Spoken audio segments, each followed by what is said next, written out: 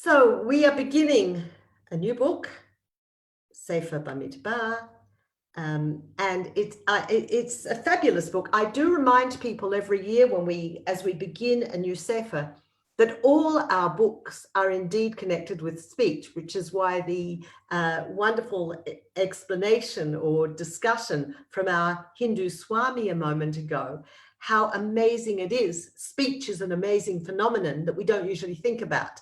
How speech comes from memory and a physiological system, and how we both are able to give out speech and absorb or listen to speech, something remarkable. Every single day we should be in awe of the power of speech. And when we begin a new book in the Torah, we remember Bereshit. The first thing that God does is he speaks. Then Sefer Shemot, the word Shemot or Shemot is names. Names are nouns and words as well. Shemot, names. The next book, Vayikra, is about speech, and he called out.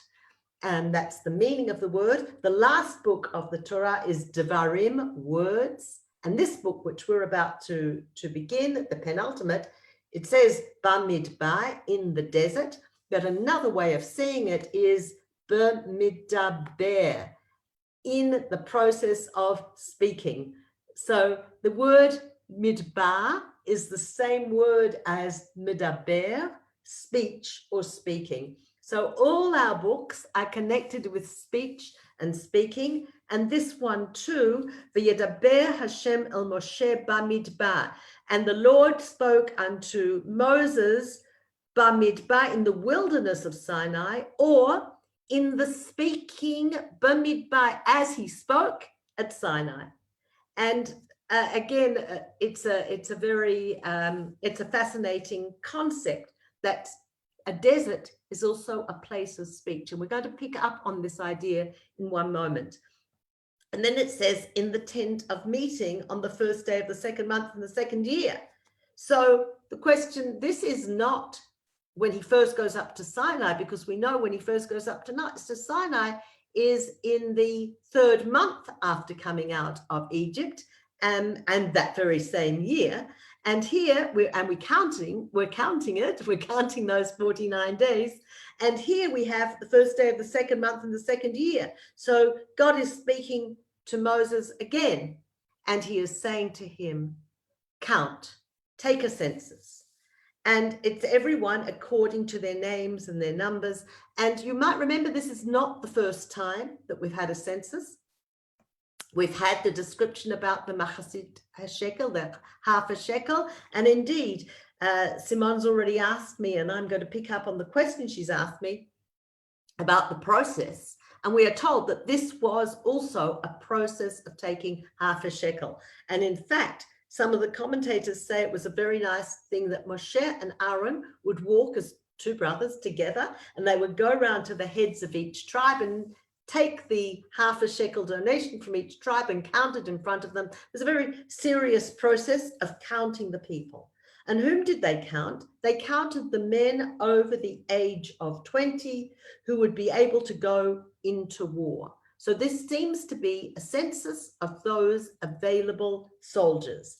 And it goes through, we get quite a lot of quite a lot of social distancing is happening to me, quite a lot of detail about each of the names of who would be the heads of the tribes, and the numbers that we get from each tribe when we go through each of the tribes, generation by generation. And we then get, if you would flick with me, to chapter 1, verse 44. These are those which were numbered, which Moses and Aaron numbered, and the princes of Israel being 12 men, they're each one for his father's house, and they all were numbered. And if we get to verse 46, even all those who were numbered were 600,000 and 3,550. So we get a number which is not exactly the 600,000 that we had before, but we get a 3,550 extra. And this is a discussion in itself, but we're leaving it for now. It says, but the Levites, after the tribe of their family, they're not counted in this number. And they said, how could it be that the tribe is numbered? And they had a whole different system for the tribes. And I read a very nice idea that we are going to read about the Pidyon Haben and the Pidyon, the idea, I'll just explain what I mean, the redemption. The idea is that the tribe of Levites were not going to go to war. What were they going to do? They're going to serve in the temple. So their counting has to be a different counting from the rest of the people. But it's a beautiful, different sort of counting. And where I want to pick up on it, because we get the chapter 45 really gives us the whole, chapter 2. Why is that?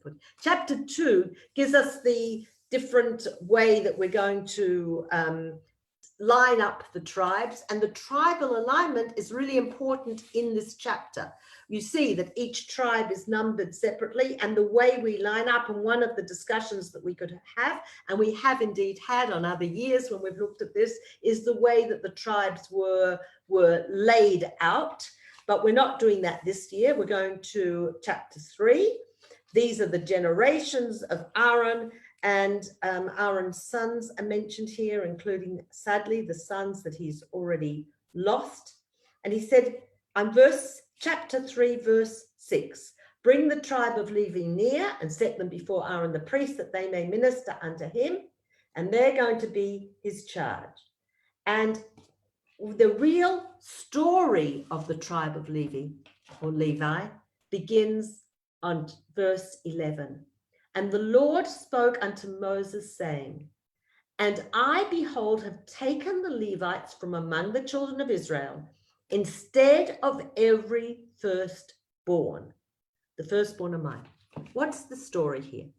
You will remember that the firstborn had a special status. Their special status was they were doubly rescued in Egypt.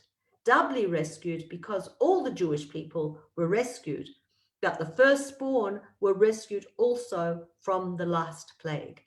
It was the firstborn of Egypt that was smitten, and therefore it could have been the firstborn. And we are told that when we painted the blood on the doorposts of our house, that was so the firstborn of Israel would not be smitten along with the firstborn of Egypt. So the firstborn are double rescued. Now, their double rescued was partly because there has always been status in the firstborn, except there hasn't. What's really strange is the whole book of Bereshit was about the fact that the firstborn in Israel didn't automatically get privileges. Who got privileges? The person who earned it. It was a meritocracy. The firstborn, unfortunately, Avram's not a firstborn, Isaac's not a firstborn, Jacob's not a firstborn, Joseph's not a firstborn. We seem to have this rejection of the tradition of the firstborn. I'll even make it stronger. Moshe is not a firstborn. Who is the firstborn? Who is the older brother? Aaron. So Aaron is being told, I'm restoring something of the status of the firstborn here, but not in the way you think, because it's still a meritocracy. The tribe of Levi is going to take the place of the firstborn because of the sin of the golden calf. We're told that the firstborns all participated in the sin of the golden calf. And just as God was ready to restore the status of the firstborn, we had this sin, and once again, it's thrown back. But the tribe of Levi continues to takes the place of the firstborn. The priests are not the firstborn sons of every family. The tribe of Aaron, or the descendants of Aaron, are the priests instead. But we're holding on to some hint or vestige of the firstborn with the Pidyon Haben. with this idea that the firstborn should have really had a special status, but that special status, unfortunately, has both pros and cons. The con might be that the firstborn could have or should have been given a special priestly status, given over to serve God. So now we're going to redeem the firstborn. And who's going to redeem the firstborn? The tribe of Levi, which has taken over the role of the firstborn. So it's complicated because it's both pros and cons of being a firstborn. So on verse 11, I've taken them instead. For the firstborn are mine, God says in verse 13. On the day that I smote the firstborn in Egypt, I hallowed unto me the firstborn in Israel. Both man and beast, mine they shall be. I am the Lord. And it goes on, it says the Lord spoke, and that you get the numbering. And notice that in that tribe of Levi, you get all the different families with being mentioned, and particular mention, and also from a month old. If you notice, when we were counting everybody else, we counted them from age 20. There's actually 3 different age groups mentioned here. The idea that the other tribes, it was men over the age of 20 because they make the good soldiers. When it comes to the Levites, you get 2 different counts. In verse 40, it says, number all the firstborn males of the children of Israel from a month upwards and take their name. A month upwards, this is a different count. We now want all the males firstborn from a month upward. And then take the Levites for me, all the firstborn among the children, and they're going to be some sort of swap. There's going to be some sort of balance between the number of Levites and the number of firstborn males. Can you see that? That there's a number, a different number. It says in verse 30, sorry, I should have written verse 39 before I read verse 40, of course. All that were numbered of the Levites, whom Moses, Aaron numbered of the commandments by their families, all the males from a month old and upwards were 22,000. 22,000.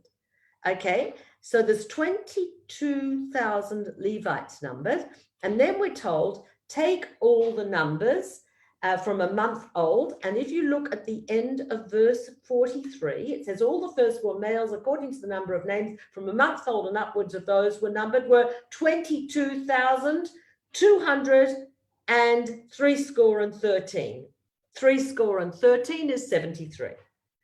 So now we have an imbalance. So what I just thought Rashi's explanation, or how he describes it, is so practical and beautiful. He says this: to decide who were to be redeemed and who exchanged for the Levites, Moses took 22,000 ballot papers and wrote on them sons of Levites, and he further 273 on which he wrote 5 shekels. He put them in an urn.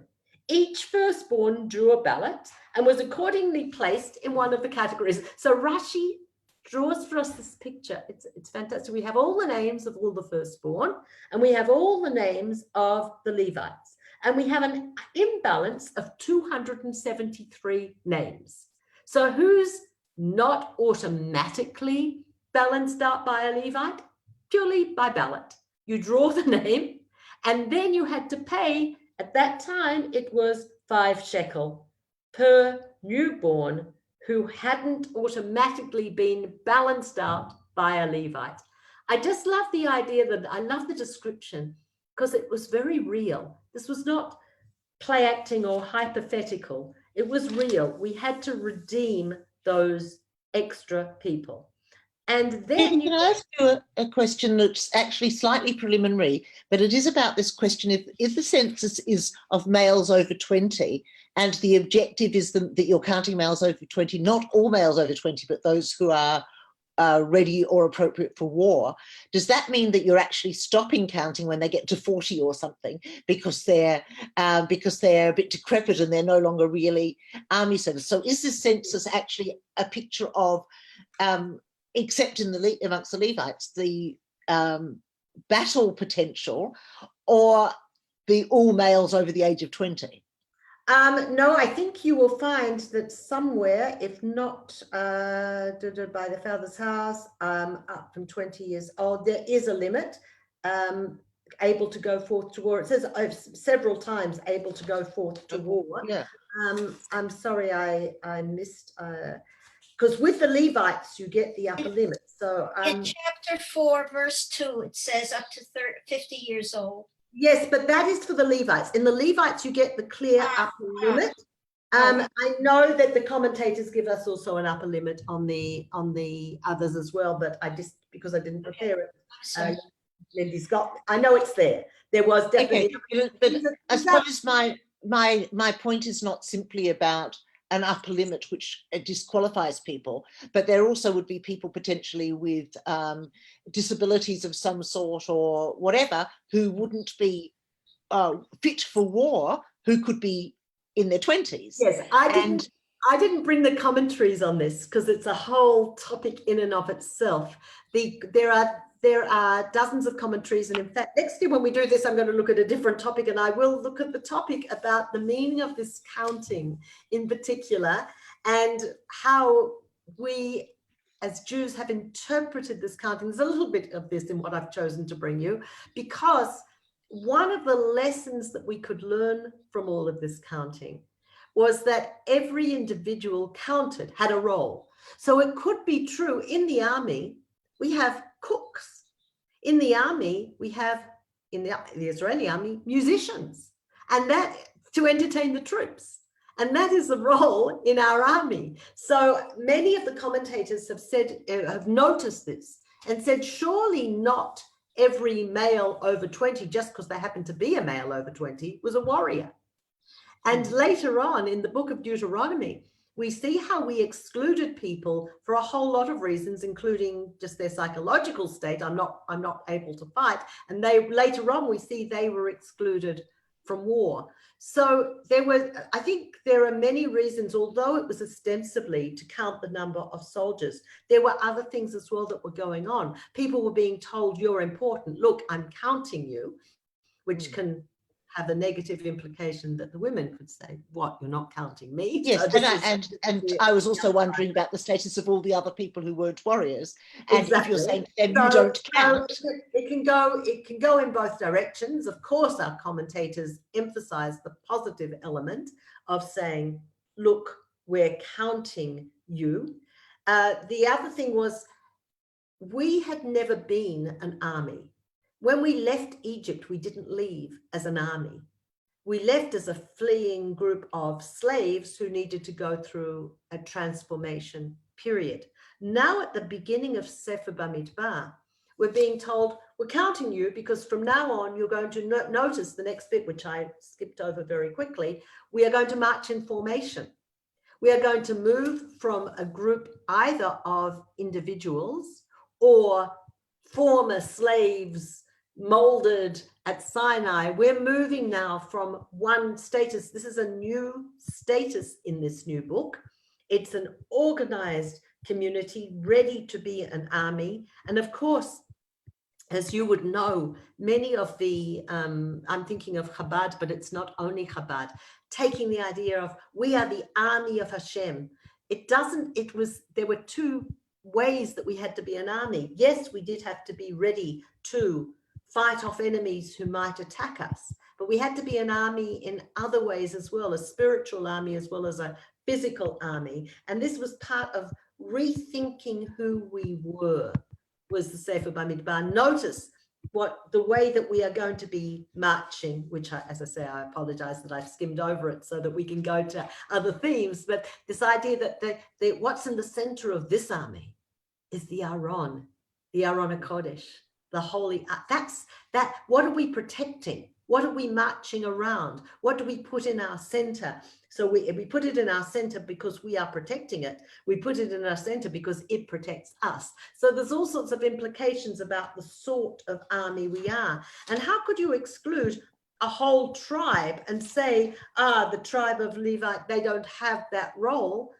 And in a way, we put them in the center to carry the ark. We put them in the center to protect them. What does that mean? So what we have layers of meaning about this counting. It wasn't just about counting to be a military force. It was counting to be also aware, and again the 600,000 number, which keeps coming up. One of the questions that the commentators are going to note, because this is not the last census either in the Torah, is when we leave Egypt with 600,000 men. We're at this point ready to protect ourselves and guide ourselves. We are 600,000 men. And when we are ready to conquer the land of Egypt, we're 600,000 men. And it's a land of Israel. When we're meant to enter and conquer the land of Israel with 600,000 men. And this is seen as miraculous. This number, therefore, is symbolic and a way of what? You could say we didn't grow in the desert, or you could say so many were killed. We didn't lose people in the desert. What's gone on this? So this whole idea of opening Sefer BaMidbar with this census that has multiple layers of meaning. This census is not just about being an army. It's also about understanding the role of the Levites and giving them their special status. It's about a round number, which is not a round number. I've just told you this wonderful thing about, oh yes, we've got this precise number. So some people have to be redeemed and some are automatically replaced by Levites. It's about numbers. It's not about numbers. It's about taking us to a new status, because the whole book of BaMidbar is really the book. That is the book that takes us from standing at Sinai, which is the culmination of the actual Exodus, to the verge, the edge of the land, ready to go in. It's happening. So we're all our 40 years in the desert. BaMidbar is happening in this book, and this is how we open it. Now, Rachel, you want to say something? I wanted to ask, what was the implication if a person, not a Levite, was not redeemed? He didn't replace a Levite, and he didn't pay the 5 shekel. What did that mean in reality? In reality, it's a difficult question, because these laws, it's again fascinating. These laws are not just for then; they're forever. The firstborn is always supposed to, the firstborn son, if the firstborn is a son, and that's how also interesting, is also always supposed to be redeemed. And by the way, we know that there are also the animals, the firstborn, the first is also supposed to be redeemed. So what did it mean? It meant that somehow it still belonged, or the person or the animal, but the person particularly, still belonged to God in some way. Now, I would say that some people would have interpreted that their lives had a different meaning, different quality of meaning, perhaps could be taken earlier. There was something incomplete, or the lack of full ownership of your own life. You belong to God in some way. Whether it had any practical outcome, I don't think so. That is, how would we ever have had to go and work in the temple, or wouldn't have to? Well, hypothetically, they did. They belonged to the temple, but in real life, first of all, as you know, in terms of our overall history, the temples, both first and second, only occupied a very small time period in our history. So that in itself is problematic. Do you know, Rachel, it's like so many things. I'll use a really trite example, but when I was teaching in high school, in a Jewish high school, it was officially an Orthodox high school, but most of the students were not from Orthodox practicing homes. And when they used to ask me about kashrut, Mrs. Pellach, but what happens if we don't eat kosher? And I'd say to them with a straight face, the sky falls in. And of course, so much of the ideals that are set in the Torah, we didn't live up to in every case. We don't live up. We are told that there are literally as many Jews as the sand in the sea. And we're asked, what's the difference between the sand in the sea and sand at the seashore and the stars in the heaven? Told that it actually are a number of sand, grains of sand. There's a number. We just can't count it. But it's not infinite. It actually is. There is a number. Not only God is infinite. It's a finite number. We just can't count it. And we say it's the same is true of Jews. There's so many Jews, lots and lots and lots, but we can't count them. And many people who are actually Jewish, and therefore many men or boys who should have been redeemed and not redeemed, they just don't know it. And we don't know what the implications are. We don't really know what's going on. We don't have the picture. And I think that that's the amazing thing, if you like, about this Parsha, when Rashi is able to describe what happened once, when we were counted, we were all together. There was a difference between the number of firstborns and the number of Levites, a certain number. That only happened then. From after that in our history, we weren't together and able to be counted like that. We lost the ability to count. So maybe this is also a moment for pause, that we had this time when we could count, and then that time was lost. And from then on, we haven't been able to count the number of Jews or males.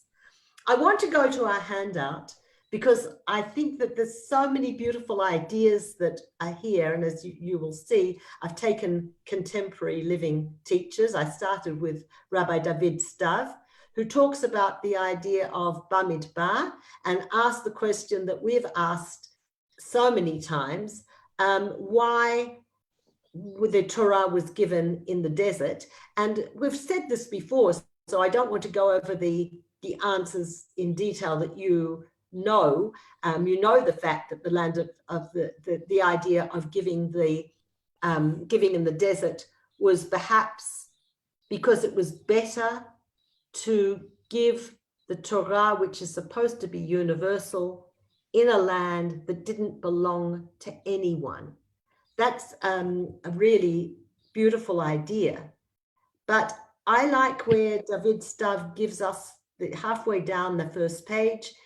The Midrash concludes the series of explanations on why the land wasn't given in Israel, but was given in the desert. So in the following way.